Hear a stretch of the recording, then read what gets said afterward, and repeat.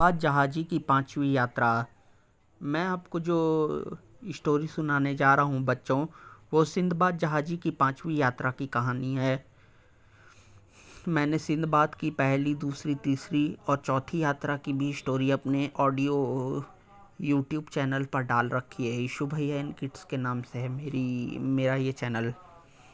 अगर आप इस कहानी को विस्तार पूर्वक समझना चाहते हैं तो मेरी पहली, दूसरी, तीसरी और चौथी यात्रा जो मैंने डाल रखी है, सिंदबाद जहाजी की पहली, दूसरी, तीसरी स्टोरी, चौथी यात्रा की स्टोरी, जिसे मैंने कुछ भागों में बांट रखा है, उसे ध्यान से सुनिएगा, तब ये पांचवी यात्रा की स्टोरी आपको समझ में आएगी। तो मैं देर नहीं करते हुए शुरू करना चाहता हूँ स्टोरी। सिंदबाद जो है वो अपने दोस्तों और हिंदबाद को अपनी कहानी सुनानी शुरू करता है। मेरी विचित्र दशा थी, चाहे जितनी भी मुसीबत पड़े, मैं कुछ दिनों के आनंद के बाद उसे भूल जाता था और नई यात्रा के लिए मेरे तलवे खुजलाने लगते थे। इस बार भी यही हुआ। इस बार मैंने अपनी इच्छा अनुसार यात्रा करनी चाहिए, किंतु कोई कप्तान मेरी निर्धारित यात्रा पर जाने को राजी नहीं होता था। इसलिए मैं खुद को एक जहाज बनवाया। मैंने खुद का ही एक जहाज बनवाया। जहाज भरने के लिए सिर्फ मेरा माल ही काफ़ी नहीं था, इसलिए मैंने और व्यापारियों को उस पर चढ़ा लिया। अब हम अपनी यात्रा के लिए गहरे समुद्र में आ गए। कुछ दिनों बाद हमारा जहाज एक निर्जन टापू पर जा लगा। वहाँ रूक पक्षी का एक अंडा रखा हुआ था। मैंने अन्य व्यापारियों को उसके बारे में बताया। वो उसको देखकर उसके पास गए। उस अंडे में से बच्चे निकलने ही वाले थे जब जोर की ठक ठक की आवाज़ के साथ ही बच्चे की चोंच अंडा तोड़कर निकली। तो व्यापारियों को सूझा कि रुक के बच्चे को भूनकर खाया जाए। वे कुल्हाड़ियों से अंडा तोड़ने लगे और मेरे लाख मना करने पर भी वो नहीं माने और बच्चा निकाल कर उसे काट भून कर खा गए। मतलब रुक के बच्चे को, मतलब रुक नाम का यहाँ पे एक पक्षी है, उसके बच्चे को व्यापारी लोग भून करके खा रहे हैं। वो स्टोरी में यही बता रहे हैं सिंदबाद अपनी जहाजी यात्रा की स्टोरी में, पांचवी यात्रा की स्टोरी में। सिंदबाद जहाजी पांचवी यात्रा की स्टोरी में यही बता रहा है। कुछ देर चार बड़े बड़े बादल जैसे पक्षी आते दिखाई दिए। मैंने पुकार कर उन व्यापारियों से कहा, जल्दी जहाज पर चलो, रुक पक्षी आ रहे हैं। हम जहाज पर पहुंचे ही थे कि बच्चे माता पिता वहां आ गए। अंडे को टूटा और बच्चे को गायब देखकर क्रोध में भयंकर चित्कार करने लगे।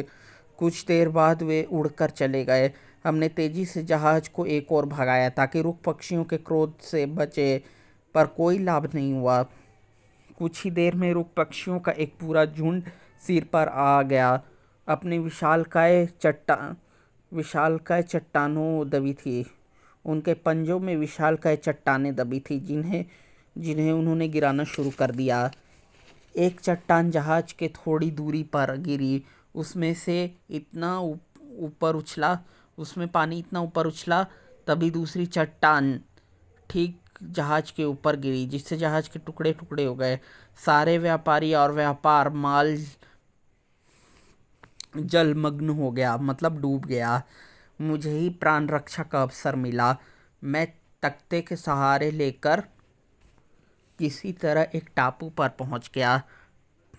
तट पर कुछ ही दूरी पर मैं सुस्ताने के बाद मैं उस द्वीप पर घूम फिर कर देखने लगा कि क्या किया जा सकता है।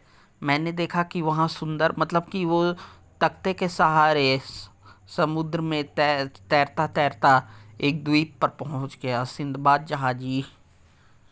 और वहाँ पर वो अब घूम फिर करके देख रहा है, अपने दोस्तों को स्टोरी बता रहा है कि मैं वहाँ पे घूम फिर करके देखने लगा। मैंने देखा कि वहाँ सुंदर फलों, कई बाग जगह मैंने मीठे पानी का स्रोत भी पानी पिया। रात हो गई, इसलिए मैं जगह पर सोने के इरादे से लेट गया। एक जगह सोने के इरादे से लेट गया, किंतु मुझे नींद नहीं आई। निर्जन स्थान का भय भी था और अपने दुर्भाग्य पर दुख भी था। मैं रोता था और स्वयं को धिक्कारता था कि इतनी धन दौलत होने पर भी मैंने आयु पर परिणत सुख और ऐश्वर्य के साथ रह सकता था। फिर यात्रा करने की मूर्खता, क्योंकि कभी ये भी सोचने लगता था कि द्वीप किस तरह निकल कर बाहर जाया जा सकता है। इतने में सवेरा हो गया। मैं अपनी अधेड़ बून को छोड़कर उठ खड़ा हुआ और फल वाले पेड़ों को घूम घूम कर देखने लगा। कुछ ही देर में मैंने देखा कि नहर के किनारे बूढ़ा बैठा हुआ है। वो बहुत ही कमज़ोर मालूम होता था और उसकी कमर के नीचे का भाग पक्षाघात से ग्रस्त था। पहले मैंने सोचा कि वो मेरी तरह कोई भूला भटका यात्री है जिसका जहाज डूब गया है। मैंने उसके समीप जाकर उसका अभिवादन किया। उसने उत्तर में कुछ ना कहा, केवल सिर हिलाया। मैंने उससे पूछा, तुम यहाँ क्या कर रहे हो? तो उसने मुझे संकेत में बताया कि वो चाहता है कि मैं उसे अपने कंधे पर बैठाकर नहर पार करा दूँ। मैंने सोचा कि शायद उस पार ये मेरे कंधों पर चढ़कर पेड़ों के फल तोड़ना और खाना चाहता है। मैंने अपने कंधों पर उसे चढ़ा लिया। अब मुझे वो बात याद आती है तो हंसता हूँ। नहर के पास जाकर उसे उतारना चाहा तो वो बूढ़ा बिल्कुल मरियल लगता था, एकदम से शक्तिमान हो गया।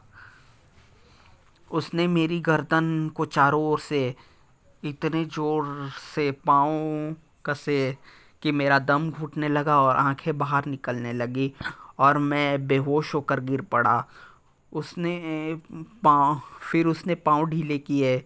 मैं सांस लेने लगा। कुछ ही देर में होश आ गया। अब बूढ़े ने मुझे उठने का इशारा किया और मारा। इससे मैं विवश हो गया कि उसके अनुसार मैं काम करूं। मैं उसे लिए घूमने लगा। वो पेड़ के नीचे मुझे ले जाता, फल तोड़ता, खुद भी खाता और मुझे भी देता। रात होने पर मैं लेटने की तैयारी करने लगा। बूढ़ा अभी मेरे गर्दन से नहीं उतरा। वैसे ही मेरी गर्दन के चारों ओर अपने पाँव को घेरा कसे हुए लेट गया और सो गया। सुबह उसने ठोकर मारकर मुझे जगाया और उसी तरह मुझ पर सवार होकर घूमता फिरता।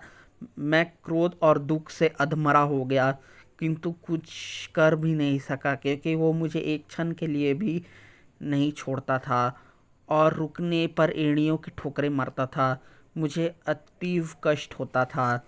दोस्तों, आज की स्टोरी इतनी ही रखते हैं। सिंदबाद जहाजी की पहली यात्रा की आपने स्टोरी सुनाई मैंने आपको।